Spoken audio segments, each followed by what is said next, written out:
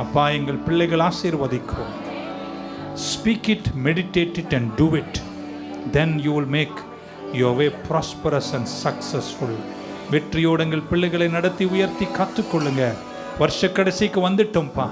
இன்னொரு வருஷத்தை சுதந்திரிக்க போகிறோம். 2025 விட என் 26 இன்னும் பல மடங்கு விரிவாக்கத்தோடு நான் மாற்றிக்கொள்வேன். இப்படி சொல்ற நல்லா கேட்டாமேன்னு சொல்லுங்க. எந்த வருஷமும் முன்னாடி இருந்த வருஷம் வர்ற வருஷத்தை விட நல்லா இருக்கவே கூடாது.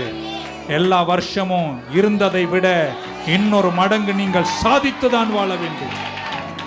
எல்லாரும் கை உயர்த்தி என் கூட சொல்லுங்க. 2026 25 விட நான் எழுந்து பல மடங்கு வெற்றியோடு, அனுகிரகத்தோடு, ஆசீர்வாதத்தோடு, செல்வத்தோடு, ஊழியத்தோடு, நிறைவோடு வாழ்வேன்.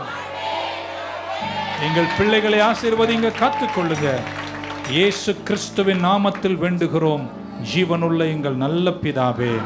சேர்ந்து கரங்களை உயர்த்தி சத்தமா சொல்லுங்க. என் ஆத்துமாவே கர்த்தரை ஸ்தோத்தரி, என் முழு உள்ளமே என் ஆத்துமாவே கர்த்தரை ஸ்தோத்தரி, அவர் செய்த சகல உபகாரங்களையும் மறவாதே.